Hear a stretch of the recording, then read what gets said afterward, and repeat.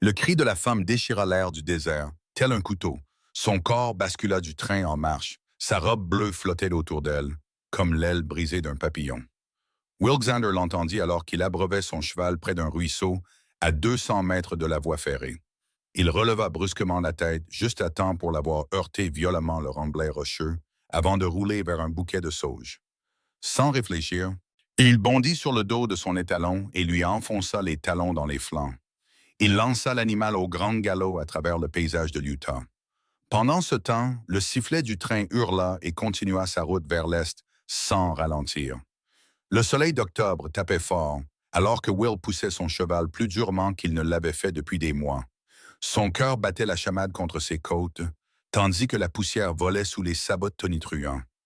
Il pouvait la voir maintenant. Moi, une forme recroquevillée dans la poussière, immobile. La peur lui serra la gorge. Il avait vu des hommes mourir de chutes bien moins graves que celle-ci. Les compagnies de chemin de fer ne se souciaient guère de la sécurité des passagers en 1883. Et à la façon dont elle avait été projetée, cela semblait intentionnel. Quelqu'un l'avait poussée. Will l'atteignit en moins de 3 minutes, bien que cela lui parût une éternité. Oui, il descendit de cheval avant même que sa monture ne soit complètement arrêtée. Il tomba à genoux à côté d'elle, ses mains planant, incertaines, au-dessus de son corps inerte. Du sang collait ses cheveux blonds foncés sur un côté, et son visage était écorché par le gravier. Mais sa poitrine se soulevait et s'abaissait au rythme de respiration courte. Un tel soulagement l'envahit que ses mains se mirent à trembler. Mademoiselle, vous m'entendez? Sa voix sortit plus rauque qu'il ne l'aurait voulu. Il lui toucha doucement l'épaule, craignant de causer plus de dégâts. Mademoiselle, je vais vous aider. Vous êtes en sécurité maintenant. Ses paupières papillonnèrent et un léger gémissement s'échappa de ses lèvres. Ses yeux, quand ils s'ouvrirent, étaient de la couleur des feuilles de printemps, brillants et confus, et remplis de douleur. Elle essaya de parler, mais seul un murmure sortit. N'essayez pas de parler pour l'instant, dit Will, en retirant sa veste pour la glisser sous sa tête en guise d'oreiller. Il l'examina attentivement, cherchant des os cassés avec des mains expertes. Il avait appris la médecine de terrain pendant ses années de convoyage de bétail, quand un médecin se trouvait à des jours de distance et qu'un homme devait se débrouiller. Son bras gauche était couvert de bleu, mais pas cassé. Ses côtes étaient peut-être fêlées, à en juger par sa grimace quand il pressa doucement son flanc. La blessure à la tête l'inquiétait le plus. Ils ont essayé de me tuer, murmura-t-elle, ses yeux se fixant soudain sur son visage avec une intensité désespérée. Ils m'ont jeté. Ils reviendront pour s'assurer que je suis morte. Qui? Qui vous a fait ça? Des hommes? 3 d'entre eux. Ils travaillent pour mon oncle. Sa voix se brisa. S'il vous plaît, nous devons partir d'ici. S'il vous plaît. Will n'hésita pas. Il pouvait voir une terreur authentique dans ses yeux et les ecchymoses qui se formaient sur le haut de ses bras ressemblaient à des marques de doigts. Quelqu'un l'avait agrippée fermement avant de la jeter de ce train. Il la prit délicatement dans ses bras, essayant d'ignorer son halètement de douleur, et la hissa sur son cheval. Elle vacilla dangereusement, et il monta derrière elle, passant un bras autour de sa taille pour la maintenir contre sa poitrine. « Où sommes-nous? » demanda-t-elle faiblement alors qu'il dirigeait son cheval vers le sud, loin de la voie ferrée. À environ 12 miles au nord de Moab, en Utah. Il y a un médecin là-bas. Nous y serons avant la tombée de la nuit si nous maintenons une allure régulière. Pas de médecin, dit-elle avec urgence, tournant de la tête pour le regarder. De si près, il pouvait voir la peur gravée sur chaque trait de son visage. Mon oncle a des relations partout. Si l'on apprend que j'ai survécu, il enverra d'autres hommes. Outre, j'ai quelque chose qu'il veut et il me tuera pour l'obtenir. Will la sentit trembler contre lui, sentit la chaleur de son sang imbiber la manche de sa chemise, là où sa tête reposait. Elle avait besoin de soins médicaux, mais la terreur dans sa voix était réelle, et il avait appris il y a longtemps à faire confiance à son instinct sur les gens. Cette femme fuyait pour sauver sa vie. J'ai une cabane, s'entendit-il dire, à environ 8 miles à l'ouest d'ici, dans les canyons, c'est isolé. Ah, personne ne la connaît à part moi. Je peux soigner vos blessures là-bas, et vous pourrez vous reposer jusqu'à ce que vous soyez assez forte pour me raconter ce qui se passe. Elle s'affaissa contre lui, et un instant, il crut qu'elle s'était évanouie. Puis elle murmura « Merci, Je ne connais même pas votre nom. Will Zander. J'élève du bétail dans la région. J'ai un petit ranch près du fleuve Colorado. Delilah Jameson, dit-elle, puis elle perdit connaissance, son corps devenant flasque dans ses bras. Le trajet jusqu'à sa cabane mit à l'épreuve toutes les compétences de cavalier de Will. Il devait maintenir Delilah droite tout en naviguant sur le terrain rocheux. Il devait garder un rythme assez rapide pour atteindre un abri avant la nuit, mais assez régulier pour ne pas trop la secouer. Son cheval, un Isabelle fiable nommé Ranger, semblait sentir l'urgence et se frayait un chemin avec précaution à l'approche des canyons, alors que le soleil amorçait sa descente vers l'horizon ouest. La cabane se trouvait dans un petit canyon encaissé, invisible depuis les sentiers principaux, entouré de parois de roches rouges qui rougeoyaient comme du feu dans la lumière de fin d'après-midi. Will l'avait construite lui-même il y a 3 ans, comme un refuge pour les confins de ses pâturages. Mais il y avait mis plus de soin que la plupart des refuges de ce type. Elle avait une cheminée en pierre, un vrai plancher en bois, et une porte solide qui se verrouillait de l'intérieur. À cet instant, elle ressemblait à un palais. Il transporta Delilah à l'intérieur et l'allongea sur sa couchette, puis s'empressa d'allumer un feu et de faire chauffer de l'eau. La blessure à la tête devait être nettoyée en premier. Il travailla aussi doucement que possible, lavant le sang séché pour révéler une entaille de 3 pouces de long de sa ligne de cheveux. Elle avait besoin de pointes de suture, mais il n'osa pas tenter cela alors qu'elle était inconsciente. Il la nettoya soigneusement avec du whisky, la pansa avec des bandes déchirées d'une chemise propre, puis se tourna vers ses autres blessures. Sa robe était déchirée et sale, le tissu fin maintenant ruiné au-delà de toute réparation. Ça avait été une robe chère, nota-t-il. Cette femme venait d'un milieu aisé. Il nettoya les éraflures sur son visage et ses mains, vérifia à nouveau ses côtes avec des doigts prudents et les banda fermement pour les soutenir pendant leur guérison. Quand il eut fini, la nuit était complètement tombée dehors et l'épuisement le gagnait. Will se prépara un café et s'assit sur sa chaise près du feu, regardant Delilah dormir. Des questions tourbillonnaient dans son esprit. Qu'avait-elle fait pour que son oncle veuille sa mort? Qu'avait-elle qu'il désirait? Pourquoi la jeter d'un train au milieu de nulle part, au lieu de simplement lui tirer dessus? Il a dû s'assoupir. Car soudain, Delilah se mit à crier, s'agitant sur la couchette. Il fut sur ses pieds, se dirigeant vers elle avant d'être complètement réveillé. Il attrapa ses mains avant qu'elle ne puisse arracher ses bandages. Doucement, doucement. Vous êtes en sécurité. Personne ne va vous faire de mal. Il garda sa voix basse et calme, le même ton qu'il utilisait avec les chevaux effrayés. Ses yeux s'ouvrirent, fous de peur et de confusion, puis se fixèrent progressivement sur son visage. La reconnaissance est apparue et elle s'immobilisa. Will, oui, oui, vous êtes dans ma cabane. Vous avez dormi pendant environ 4 heures. J'ai l'impression que quelqu'un m'enfonce des clous de chemin de fer dans la tête. Vous avez une vilaine entaille. Vous avez fait une mauvaise chute. Vous avez de la chance de ne pas vous être cassé le cou. Il relâcha doucement ses mains et recula. Je vais préparer un peu de bouillon. Vous devez manger quelque chose. Pendant qu'il préparait de la nourriture avec ses simples provisions, Delilah lutta pour s'asseoir, s'adossant contre le mur, à la lueur du feu, avec ses cheveux détachés sur ses épaules et son visage pâle sous les ecchymoses. Elle paraissait incroyablement jeune et vulnérable. Mais il y avait de l'acier dans ses yeux quand elle le regarda, une détermination qui témoignait d'une force intérieure. « Je suppose que je vous dois une explication, dit-elle doucement. Bon. Seulement si vous voulez en donner une. Mais ça pourrait m'aider à vous garder en vie si je sais à quoi nous avons affaire. » Elle prit une profonde inspiration. « Mon père est mort il y a 6 mois à Denver. C'était un banquier, très prospère, très riche. Il m'a tout légué parce que ma mère est morte quand j'étais enfant et que je suis sa seule héritière. Mais son frère, mon oncle Gerald, avait toujours supposé qu'il hériterait de l'entreprise. Il était furieux quand il a appris la vérité. Alors il a décidé de vous tuer pour tout prendre. Pas au début. D'abord, il a essayé de me faire déclarer incompétente, prétendant que j'étais trop instable pour gérer mes propres affaires. Quand cela a échoué, parce que les avocats de mon père me connaissaient mieux que ça, il a essayé de me forcer à épouser son associé, un homme 3 fois plus âgé que moi, qui aurait tout cédé à mon oncle en une semaine. Quand j'ai refusé et essayé de quitter Denver, il m'a fait suivre. Ses mains se tordirent sur ses genoux. Je pensais m'être échappé. J'ai acheté un billet de train pour l'Est, prévoyant de rejoindre la sœur de mon père à Boston, mais ces hommes m'ont trouvé ce matin. Ils m'ont coincé dans le wagon passager et m'ont traîné sur la plateforme entre les wagons. Ils étaient censés faire croire à un accident. Ils ont presque réussi. Will lui apporta une tasse de bouillon et attendit qu'elle la sirote prudemment. Cet oncle à vous a l'air d'un homme dangereux. Il l'est, et elle a de l'argent et des relations dans tous les territoires de l'Ouest. C'est pourquoi je ne peux pas aller voir la police. La moitié des hommes de loi en Utah reçoivent probablement son argent. Will réfléchit à cela pendant qu'elle buvait le bouillon. Il savait qu'elle avait probablement raison.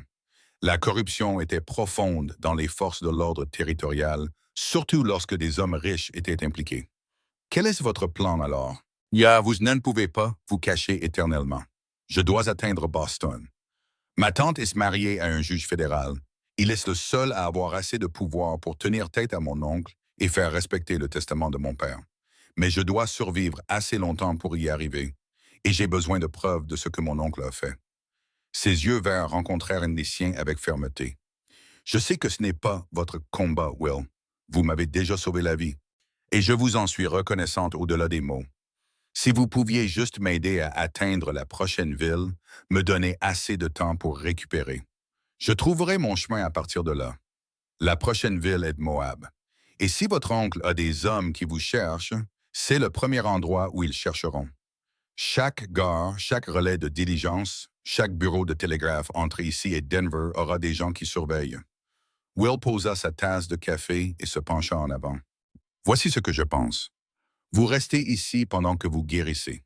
Il faudra au moins une semaine, peut-être 2, avant que vous ne soyez assez forte pour voyager. Cela nous donne le temps de planifier. J'ai des amis qui pourraient nous aider, des gens que l'argent de votre oncle n'a pas atteint. Quand vous serez prête, nous trouverons la route la plus sûre vers l'Est. Pourquoi feriez-vous ça? Vous ne me connaissez pas. Cela pourrait vous faire tuer. Will resta silencieux un moment, y cherchant une réponse qui ait un sens même pour lui. Finalement, il dit, « J'ai vu ma propre sœur mourir il y a 5 ans parce que je n'étais pas là pour l'aider quand elle en avait besoin. J'étais parti convoyer du bétail pendant que son mari la battait à mort. Le temps que je reçoive le message et que je rentre, elle était déjà enterrée. J'ai juré de ne plus jamais rester les bras croisés quand quelqu'un a besoin d'aide. » Il la regarda dans les yeux. Et puis, « Oh, je n'aime pas beaucoup les hommes qui jettent les femmes des trains. » Des larmes montèrent aux yeux de Delilah, mais elle les refoula. « Je suis désolé pour votre sœur. Je suis sûr que vous avez fait tout ce que vous pouviez. J'étais trop en retard pour elle. » « Je ne suis pas trop en retard pour vous. » Ils restèrent assis en silence pendant un moment, le feu crépitant entre eux. Le poids du traumatisme partagé créait un lien inattendu. Finalement, les yeux de Delilah commencèrent à se fermer. Et Will l'aida à se rallonger, la couvrant de sa couverture de rechange. Il s'installa par terre près du feu avec son sac de couchage et son fusil à portée de main. Il écouta la nuit du désert dehors, tandis que le sommeil le gagnait lentement. Les jours suivants prirent un certain rythme.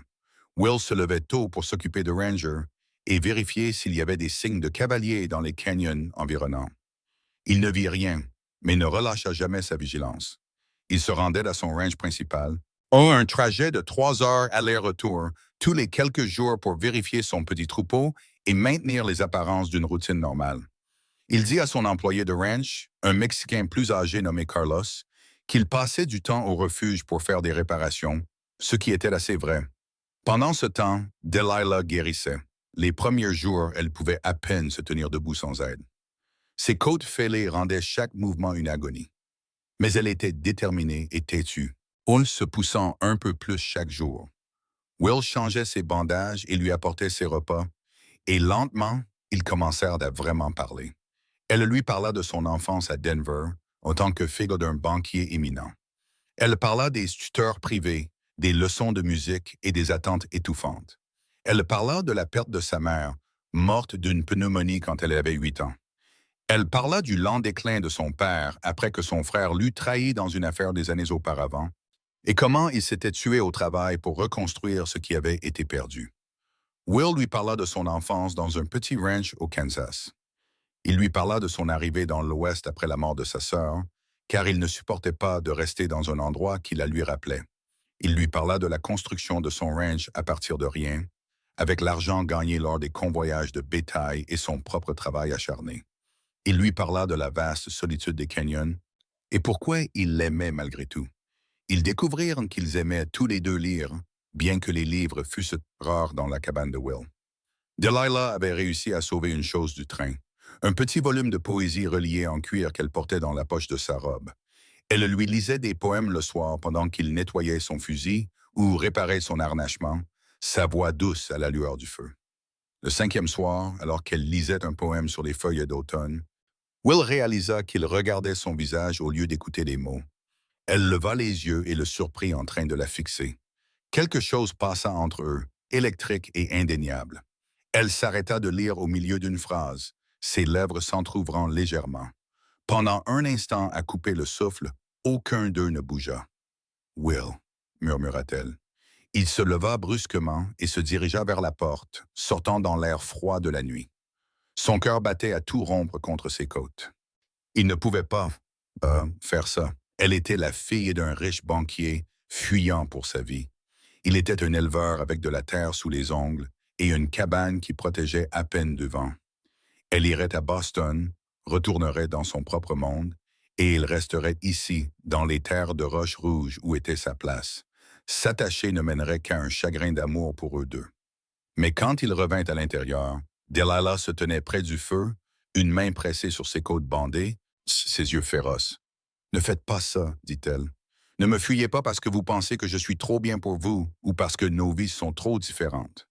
J'ai passé toute ma vie à m'entendre dire ce que je devrais vouloir et qui je devrais être. Pour une fois, je veux choisir par moi-même. Vous ne savez pas ce que vous dites. Votre blessure à la tête. Ma tête va bien et je sais exactement ce que je dis. » Elle fit un pas vers lui, grimaçant mais déterminée. « Je vois comment vous me regardez, Will Xander. Je le vois parce que je vous regarde de la même manière. Vous partirez dès que vous serez assez bien. Vous devez atteindre Boston, vous souvenir, récupérer votre héritage, obtenir justice pour ce que votre oncle a fait. Oui, et je veux que vous veniez avec moi. » Will la dévisagea. « Quoi? Venez avec moi. Aidez-moi à arriver à Boston et puis nous verrons ce qui se passe. Je ne vous demande pas d'abandonner votre ranch ou votre vie. Je vous demande juste de ne pas décider maintenant que nous sommes impossibles. » Sa voix s'adoucit. « S'il vous plaît, Will, vous m'avez sauvé la vie. Laissez-moi découvrir si vous pourriez être la raison pour laquelle elle valait la peine d'être sauvée. » Il voulait argumenter. Il voulait lister toutes les raisons pour lesquelles ça ne marcherait jamais. Mais en la regardant, debout là dans sa vieille chemise, meurtrie et battue, et pourtant plus belle que n'importe quelle femme qu'il ait jamais connue, il ne trouva pas les mots. Au lieu de cela, il traversa l'espace entre eux, en deux enjambées, et prit doucement son visage dans ses mains calleuses. « Si nous faisons ça, dit-il doucement, si nous nous engageons sur cette voie, je veux que vous sachiez quelque chose. Je ne suis pas un homme compliqué. Quand je tiens à quelqu'un, je m'investis à fond. Je ne sais pas faire les choses à moitié. Alors, si vous devez changer d'avis, faites-le maintenant, avant que ça ne devienne plus profond. »« Je ne changerai pas d'avis, » murmura-t-elle. Et puis elle se hissa sur la pointe des pieds et l'embrassa. Will avait déjà embrassé des femmes, mais rien ne l'avait préparé à la sensation des lèvres de Delilah contre les siennes, douces et chaudes, avec un léger goût du café qu'ils avaient partagé. Il lui rendit son baiser avec précaution, conscient de ses blessures, et essayant de déverser tout ce qu'il ressentait dans ce seul moment de connexion. Quand ils se séparèrent enfin, tous deux essoufflés, il appuya son front contre le sien. « Vous allez être ma perte, Delilah Jameson. »« J'espère bien que non. Je vous ai déjà causé assez de problèmes. » Il rit, un son qui le surprit car il n'avait pas eu envie de rire depuis des années. Elle lui sourit, et à ce moment, debout dans sa cabane rustique avec le feu qui mourait derrière eux, Will sentit quelque chose changer dans sa poitrine. Quelque chose qui ressemblait dangereusement à de l'espoir. La semaine suivante transforma tout entre eux. Ils restaient prudents, tous deux conscients que Delilah avait besoin de temps pour guérir complètement et que leur situation restait précaire. Mais les murs qu'ils avaient tous deux construits autour de leur cœur commencèrent à s'effriter. Will se surprit à parler de sa sœur, à vraiment parler d'elle d'une manière qu'il n'avait jamais fait avec personne. Delilah lui raconta les nuits où elle pleurait jusqu'à s'endormir après la mort de sa mère. Et comment son père, consumé par le chagrin, avait oublié qu'il avait encore une fille qui avait besoin de lui. Ils découvrirent qu'il se faisait rire. Delilah avait un esprit vif qui prenait Will au dépourvu, et il avait un sens de l'humour pince sans rire qui la ravissait. Il jouait aux cartes le soir et elle l'accusait de tricher quand il gagnait 5 mains d'affilée. Il lui apprit à faire du café sur un feu de camp et elle lui apprit un jeu de dés compliqué que son père avait appris des joueurs de bateaux à vapeur. Le 10e jour, Will se rendit à son ranch pour vérifier les choses et revint trouver Delilah à l'extérieur de la cabane, effectuant une série d'exercices d'étirement. Le bandage avait disparu de sa tête, révélant des cheveux qui avaient repoussé plus foncés sur la blessure en cours de guérison. Les ecchymoses sur son visage s'étaient estompées en un jaune verdâtre. Elle paraissait plus forte, plus elle-même, et son cœur se serra à cette vue. « Vous vous surmenez, dit-il en descendant de cheval. Je dois être prête à voyager. Je ne peux pas me cacher ici éternellement, même si j'en ai très envie. » Elle s'approcha de lui, se déplaçant plus facilement que les jours précédents. « D'ailleurs, Carlos a vu des cavaliers ce matin près de la limite sud de votre ranch. 3 hommes posant des questions sur des étrangers dans la région. » Le sang de Will se glaça. L'ont-ils vu? Il les a vus le premier et est resté caché. Mais Will, il cherche méthodiquement. Ils finiront par trouver cet endroit. Il savait qu'elle avait raison. Ils avaient gagné du temps, et ce temps était compté. Alors nous partons ce soir. Je connais une piste à travers les canyons qui nous mènera vers le nord, oui, jusqu'à la voie ferrée à Thompson Springs. De là, nous pourrons prendre un train vers l'est. Ce sera une chevauchée difficile, surtout pour vous, mais c'est plus sûr que les routes principales. Je suis prête. Elle lui toucha le bras. Will, il y a autre chose. Je dois vous dire ce que mon oncle veut vraiment. Ils entrèrent et Delilah sortit quelque chose de la poche de sa robe. C'était un petit porte-document en cuir, usé et craquelé par le temps. Mon père me l'a donné la nuit avant de mourir.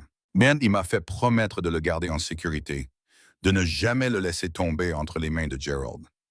À l'intérieur se trouvent des documents prouvant que mon oncle a détourné près de 50 000 $ de la banque de mon père sur une période de 5 ans. Des preuves qui l'enverraient en prison pour le reste de sa vie. Will siffla doucement. Pas étonnant qu'il vous veuille le morte. Cela le détruirait. Oui. Et cela prouve que l'entreprise de mon père peut être sauvée si les bonnes personnes en prennent le contrôle. Mais je dois arriver vivante à Boston et je dois remettre ces documents aux procureurs fédéraux. Elle leva les yeux vers lui. Je sais que j'aurais dû vous le dire plus tôt, mais j'avais peur. Peur que vous décidiez que c'était trop dangereux et que vous me renvoyiez. Peur de vous perdre avant de vous avoir vraiment. Will prit le porte-document et l'étudia, comprenant le poids de ce qu'elle avait porté. Puis il le lui rendit. Nous protégeons ça de nos vies. Mais Delilah, vous devriez savoir quelque chose aussi. Je ne fais pas ça juste pour la justice ou parce que c'est la bonne chose à faire. Je le fais parce que quelque part en chemin, je suis tombé amoureux de vous. Complètement, terriblement amoureux de vous. Et je vous emmènerai à Boston, même si je dois me battre contre toute l'armée de mercenaires de votre oncle. Ses yeux brillèrent de larmes. Vous m'aimez. Je vous aime. Que Dieu me vienne en aide. Mais c'est vrai. Elle l'embrassa alors, plus fort qu'avant, toute l'émotion refoulée des dernières semaines se déversant entre eux. Will la serra contre lui, sentant son cœur battre contre sa poitrine, et souhaita qu'ils aient plus de temps. Il souhaita qu'ils puissent rester dans ce canyon pour toujours, à l'abri du monde et de ses dangers. Mais ce n'était pas possible, et ils le savaient tous les deux. Puis ils se préparèrent à partir à la tombée de la nuit. Will chargea ses sacoches de provisions et de munitions, tandis que Delilah enfilait des vêtements qu'il avait ramenés de la ville, des vêtements d'équitation pratiques qui lui permettraient de bouger librement. Elle attacha ses cheveux sous un chapeau et dans la pénombre, elle pouvait passer pour un jeune homme de loin. Ce n'était pas un grand déguisement, mais cela pourrait leur faire gagner de précieuses secondes s'ils rencontraient les hommes de son oncle. La chevauchée vers le nord fut éprouvante. Ils voyagèrent au clair de lune à travers des canyons étroits et des étendues de désert, toujours à l'affût de signes de poursuite. Will les poussa durement, sachant que la vitesse était leur meilleure défense. Delilah supporta tout sans se plaindre, bien qu'il pût voir la tension sur son visage et la façon dont elle se tenait prudemment pour protéger ses côtes encore en guérison. Ils s'arrêtèrent 2 fois pendant la nuit pour reposer les chevaux, et à chaque fois, Will se surprenait à regarder l'horizon derrière eux, s'attendant à voir des cavaliers à tout moment. Mais l'aube arriva sans aucun signe de poursuite, et ils continuèrent à travers la chaleur du matin. À midi, ils atteignirent la ville ferroviaire de Thompson Springs, un ensemble de bâtiments rustiques regroupés autour de la gare. Will laissa Delilah cachée dans un bosquet de peupliers pendant qu'il allait en ville acheter des billets. Le prochain train vers l'est n'était pas attendu avant le lendemain matin, ce qui signifiait qu'il devait trouver un endroit où se cacher pendant près de 24 heures. Il acheta des provisions et revint trouver Delilah endormie contre un tronc d'arbre. L'épuisement l'avait finalement rattrapé. Il la laissa se reposer pendant qu'il explorait les environs, trouvant une cabane de prospecteurs abandonnée à environ 1 mêlée de la ville. Ce n'était pas grand-chose, juste 4 murs et une partie d'un toit, mais cela les abriterait jusqu'à l'arrivée du train. Ce soir-là, assis dans les ruines de la vieille cabane, alors que le soleil se couchait en traînées brillantes d'orange et de rouge, Delilah s'appuya contre l'épaule de Will et dit « Parle-moi de ton ranch, vraiment, parle-moi. »« Et comment est-ce? » Alors, il lui peignit un tableau avec des mots. La façon dont le fleuve Colorado apparaissait à l'aube quand la brume s'élevait de l'eau. Les formations de roches rouges qui semblaient briller de l'intérieur au coucher du soleil. Le silence qui n'était pas vraiment un silence, mais rempli des sons subtils du désert. Les cris des oiseaux et le vent soufflant à travers les genévriers. La satisfaction de construire quelque chose de ses propres mains, de voir son troupeau de bétail grandir d'année en année. Ça a l'air magnifique, dit-elle doucement. Ça a l'air d'être un foyer. Ça l'est ou ça l'était avant que je ne te rencontre. Maintenant, je ne suis plus sûr de savoir où est mon foyer. Il se tourna pour la regarder. Si nous nous en sortons, si nous atteignons Boston et réglons le cas de ton oncle, et après, tu auras ton héritage, l'entreprise de ton père. Tu auras une vie là-bas. Ou comment un éleveur de l'Utah s'intègre-t-il là-dedans? Delilah resta silencieuse un long moment. Puis elle dit, « Et si je ne veux pas de cette vie? Et si je vends l'entreprise, que je prends l'argent et que je reviens dans l'Ouest? Et si le foyer n'est pas un lieu, mais une personne? Tu abandonnerais tout, la richesse, la société et tout ça? Je l'abandonnerais sans hésiter pour une chance de vrai bonheur, pour une chance d'une vie avec toi. » Elle se redressa et se tourna pour lui faire face. « Will, j'ai vécu dans une cage toute ma vie, une belle cage dorée, mais une cage quand même. Ces 2 dernières semaines avec toi, même en fuyant pour ma vie, même blessée et effrayée, je me suis sentie plus vivante que jamais à Denver. Je ne veux pas retourner dans ce monde, à moins que tu n'y sois avec moi. » Will la prit dans ses bras et la serra fort, respirant l'odeur de ses cheveux, sentant la réalité solide de sa présence contre lui. « Alors nous trouverons une solution ensemble. Après t'avoir emmené à Boston, après nous être assurés que tu es en sécurité, nous verrons ce qui vient ensuite. » Ils s'embrassèrent alors que les étoiles apparaissaient au-dessus d'eux, et pour la première fois depuis la mort de sa sœur, Will se permit de croire en un avenir qui contenait plus que la simple survie. Il se permit d'espérer. La gare de Thompson Springs était bondée le lendemain matin. Il y avait des mineurs et des cheminots, des familles se dirigeant vers l'est, doués des vendeurs avec leurs valises de marchandises. Will et Delilah restèrent en marge de la foule, à l'affût de quiconque semblait trop s'intéresser à eux. Le train était en retard, et à chaque minute qui passait, les nerfs de Will se tendaient davantage. Puis il les vit, 3 hommes à cheval approchant du sud. Même de loin, il reconnut leur façon délibérée de se déplacer, la manière dont leurs yeux balayaient la foule. Ils cherchaient quelqu'un de spécifique. Ils cherchaient Delilah. « Nous devons bouger, » dit-il doucement, en lui prenant le bras. Maintenant, ils se faufilèrent à travers la foule vers le bâtiment de la gare, essayant de ne pas attirer l'attention. On pouvait entendre le sifflet du train au loin maintenant, encore à quelques minutes. S'ils pouvaient en juste monter à bord avant que ces hommes ne les repèrent, ils pourraient s'en sortir. Mais alors qu'ils atteignaient la porte de la gare, l'un des cavaliers cria « Là! Ah, c'est elle! » Les gens se dispersèrent alors que les 3 hommes éperonnaient leurs chevaux. Will poussa Delilah derrière lui et dégaina son revolver, conscient qu'il était en infériorité numérique et moins bien armé. Mais il n'était pas venu si loin pour la laisser mourir maintenant. « Marshal fédéral !» cria une voix, et la tête de Will se tourna pour voir un homme en costume sombre se frayer un chemin à travers la foule, un insigne brillant sur sa poitrine. « Hé, jetez vos armes! » Les trois cavaliers s'arrêtèrent net, confus. Le marshal n'était pas seul. Deux adjoints apparurent du bâtiment de la gare, fusil levé. Les cavaliers se regardèrent, pesant clairement leurs options. Et puis tous les trois firent demi-tour et s'éloignèrent au galop vers le sud. Le marshal s'approcha de Will et Delilah, son expression sévère mais pas hostile. Will Xander, Delilah Jameson. Comment saviez-vous que nous étions ici? Demanda Delilah, sa voix tremblante. L'avocat de votre père à Denver travaille avec les procureurs fédéraux depuis des mois pour monter un dossier contre Gerald Jameson. Quand il a appris que vous pourriez être en danger, il nous a contactés. Nous avions des hommes qui surveillaient les gares, espérant vous trouver avant les tueurs à gages de votre oncle. Il fit un geste vers le train qui approchait. Vous deux, vous avez causé pas mal de remous. Mademoiselle Jameson, nous avons besoin que vous témoigniez à Denver. Avec vous, à la preuve et votre témoignage, nous pouvons mettre votre oncle sous les verrous pour très longtemps. Will sentit Delilah s'affaisser contre lui de soulagement. Vous voulez dire que c'est fini. Nous sommes en sécurité. Pas entièrement. Votre oncle a encore des ressources et il ne se laissera pas faire sans se battre. Mais vous avez maintenant la protection fédérale. Nous vous escorterons jusqu'à Denver et de là à Boston, si nécessaire. Le marshal regarda Will. Vous êtes le bienvenu, mon garçon. Mademoiselle Jameson me dit que vous lui avez sauvé la vie. Ça compte pour quelque chose. Le train entra en gare avec un crissement de frein et un nuage de vapeur. Will regarda Delilah, voyant son propre soulagement et son incrédulité se refléter sur son visage. Ils avaient réussi. Contre toute attente, ils avaient réussi. Le voyage jusqu'à Denver dura 3 jours avec l'escorte fédérale.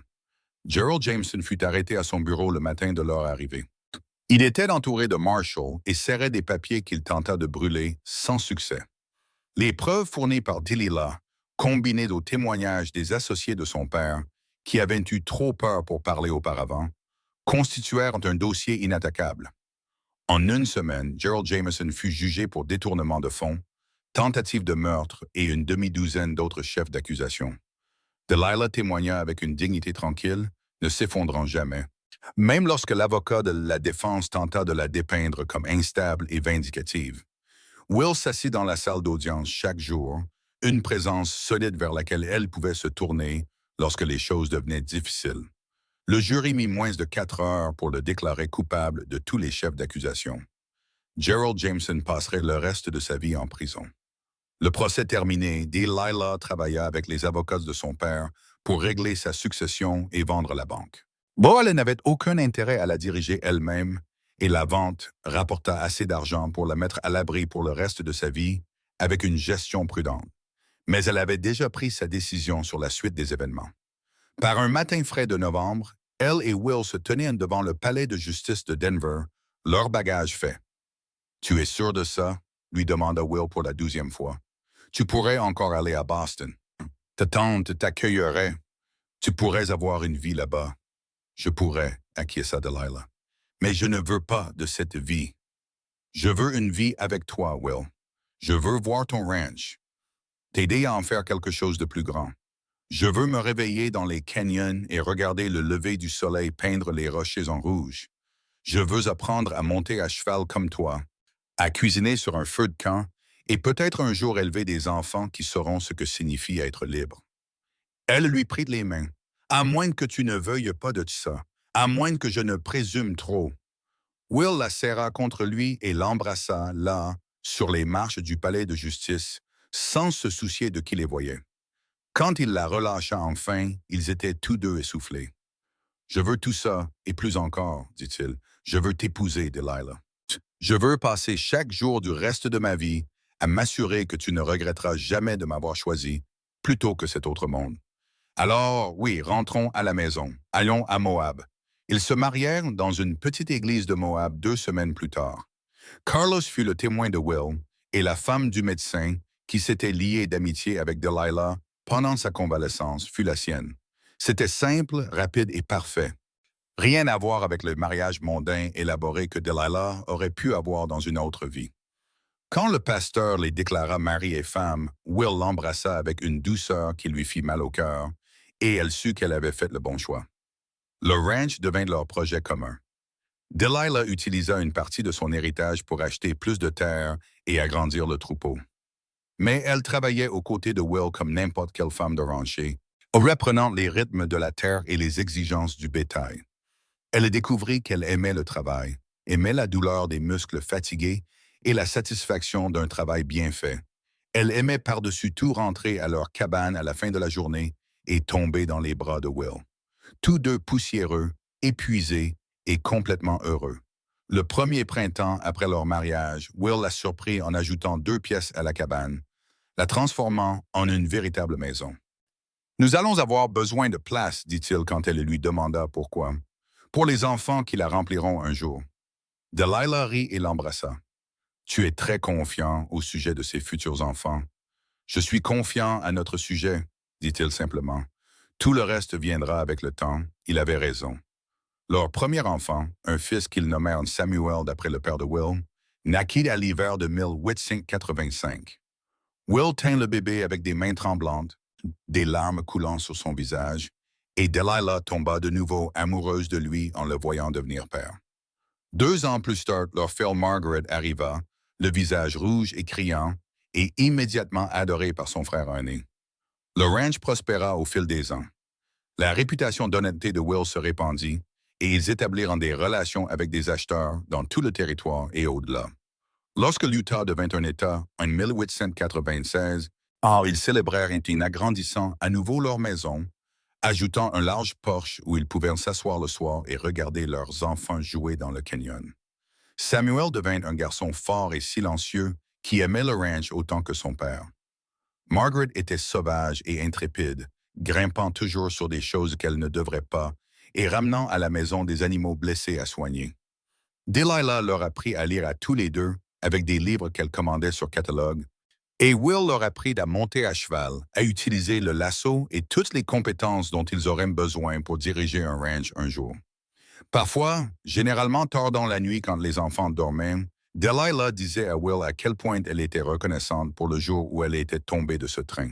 « Je sais que ça semble étrange, disait-elle, mais si ce n'était pas arrivé, je ne t'aurais jamais trouvé. J'aurais vécu toute ma vie dans ce cage doré, sans jamais savoir ce qu'était la vraie liberté, sans jamais savoir ce qu'était le véritable amour. » Et Will la serrait contre lui et disait, « Je chevauchais vite ce jour-là pour te sauver, mais tu m'as sauvé aussi, Delilah. Tu m'as rendu quelque chose que je pensais avoir perdu à la mort de ma sœur. Tu m'as redonné espoir. » En 1898, alors que Samuel avait 13 ans et Margaret 11, un troisième enfant rejoignit leur famille. Un autre fils qu'ils nommèrent William, comme son père. Delilah avait alors 40 ans et la grossesse fut plus difficile, mais elle la traversa avec la même détermination qu'elle mettait en toute. Will tournait nerveusement autour d'elle jusqu'à ce qu'elle rie et lui dise d'aller s'occuper du bétail avant qu'il ne la rende folle avec ses inquiétudes. Les années passèrent, marquées par de petits moments de joie et de chagrin, comme toutes les vies. Carlos s'éteignit paisiblement dans son sommeil en 1902 et ils l'enterrèrent sur le ranch qu'il avait aidé à construire. Margaret choqua tout le monde en annonçant qu'elle voulait devenir médecin et partit pour l'école de médecine à Salt Lake City en 1904, bien qu'elle promit de rentrer à la maison les étés. Samuel prit plus de responsabilités sur le ranch, où se révélant un meneur d'hommes naturel, et épousa finalement une institutrice de Moab qui conquit le cœur de toute la famille. À travers tout cela, à travers les défis, les changements et les saisons qui passaient, Will et Delilah restèrent l'encre l'un de l'autre. Ils faisaient encore des promenades à cheval ensemble dans les canyons quand ils le pouvaient, juste tous les deux, et regardaient les couchers de soleil peindre les rochers des mêmes couleurs que lors de cette première nuit dans la cabane du prospecteur. Ils s'embrassaient encore comme des jeunes mariés, se faisaient rire et s'endormaient dans les bras l'un de l'autre chaque nuit. En 1920, alors qu'ils étaient mariés depuis 36 ans, leurs enfants leur organisèrent une fête d'anniversaire au ranch. Ils avaient alors 7 petits-enfants, avec un 8e en route, et le ranch s'étendait sur 10 000 acres de pâturage de premier choix. Samuel dirigeait maintenant l'exploitation avec les conseils de Will, et Margaret était revenue pour ouvrir un cabinet médical à Moab, devenant la première femme médecin de cette partie de l'Utah. Lors de la célébration, debout sur le porche qu'ils avaient construit tant d'années auparavant, Will serra Delilah contre lui et dit aucun regret. Elles regardèrent leurs enfants et petits-enfants, la terre qu'ils avaient transformée en quelque chose de durable, la vie qu'ils avaient créée ensemble, à partir de ce début violent sur un quai de gare il y a si longtemps. Puis elle leva les yeux vers son mari, ses cheveux maintenant argentés, mais ses yeux toujours du même brun chaud qu'il avait regardé avec tant d'inquiétude à son réveil dans sa cabane. Pas un seul, dit-elle. Tu as chevauché vite pour m'atteindre ce jour-là, Will Xander. Oui, et tu as été à mes côtés depuis. Je suis la femme la plus chanceuse qui ait jamais vécu. Non, dit-il en lui embrassant le front. C'est moi le chanceux. Je traversais juste le désert ce jour-là, pensant à vérifier les clôtures et à déplacer le bétail. Je n'avais aucune idée que j'étais sur le point de rencontrer la femme qui allait tout changer. Tu m'as donné une famille, Delilah. Tu m'as donné une raison de croire en demain. Tu m'as donné une vie qui valait la peine d'être vécue. Alors que le soleil se couchait sur les canyons, peignant les rochers familiers de nuances de rouge et d'or, leurs petits-enfants couraient en riant dans la maison, tandis que leurs enfants discutaient et partageaient des souvenirs. Et Will et Delilah se tenaient ensemble sur le porche, son bras autour de ses épaules et sa tête reposant contre sa poitrine, regardant tout cela avec des cœurs remplis de gratitude. Ils avaient été forgés dans la violence et la peur. Leur amour était né du désespoir et du danger. Mais ce qu'ils avaient construit ensemble était fort et durable. Un témoignage du pouvoir de deux personnes se choisissant malgré des obstacles impossibles. La femme tombée du train et le cow-boy qui l'avait sauvée avaient créé quelque chose de magnifique à partir de ce terrible moment. Un amour qui résonnerait à travers les générations, transmis dans des histoires racontées autour des feux et des tables de dîner pour les années à venir. Le Far West les avait réunis, et ils avaient une prise Komodo et l'avaient transformée en un héritage. Ils avaient bâti une famille, un ranch et un amour qui perdurerait bien après leur départ, gravés dans les roches rouges aussi durablement que les canyons eux-mêmes.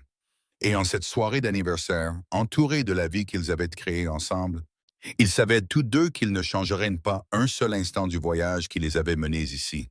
C'était leur foyer, c'était leur famille, c'était l'amour dans sa forme la plus vraie et la plus profonde. Et tout avait commencé avec un cri déchirant l'air du désert, une femme qui tombe et un cow-boy qui a chevauché vite pour l'atteindre.